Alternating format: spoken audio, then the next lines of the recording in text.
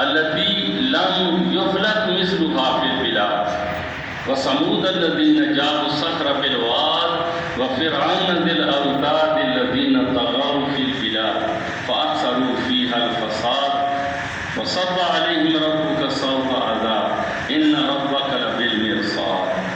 یہ اللہ تعالیٰ نے پھر بتایا ہے کہ جو ان قسموں کے آنے کے بعد بھی نہ مانی تو پھر اس کا اور کیا علاج ہوگا؟ اس کا علاج پھر وہی ہوگا۔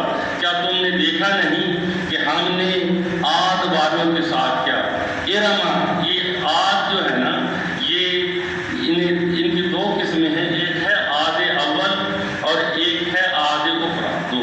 اور جو پہلے تھے نا انہیں عاد ارم کہا جاتا تھا، اور ان پر جب عذاب آیا تو ان میں سے جو بچ گئے وہ جو ہے وہ عاد اخری کہلائے۔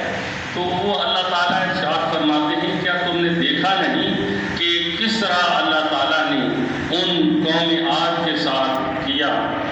اور پھر وثمود الذین جابوا الصخر بالواد، اور ان لوگوں کے ساتھ جو پتھروں کو کاٹا کرتے تھے، یعنی ان کا دراصل کام یہ تھا وہ وادیوں میں پتھروں کو کاٹ کر بہت بڑی بڑی بلڈنگیں بنایا کرتے تھے، بہت بڑی بلڈنگیں بنانے والے تھے، اپنے آپ کو بڑے وہ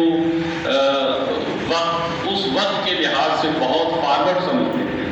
تو کہا کہ دیکھا نہیں ان کے ساتھ اللہ تعالیٰ نے کس طرح کیا؟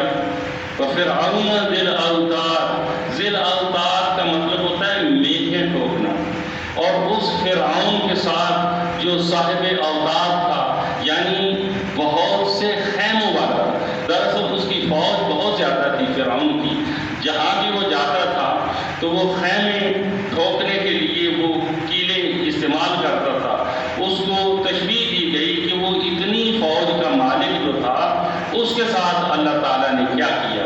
وَفِرْعَوْنَ ذِي الْأَوْتَادِ الَّذِينَ طَغَوْا فِي الْبِلَادِ، الَّذِينَ کا لفظ استعمال کر کے کہہ دیا کہ یہ تینوں عاد، ثمود اور فرعون یہ جو ہیں یہ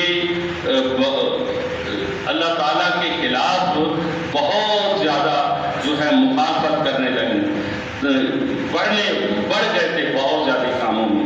الذین طغوا فی البلاد، شہروں میں، اور انہوں نے شہروں میں فساد پھیلانا شروع کر دیا۔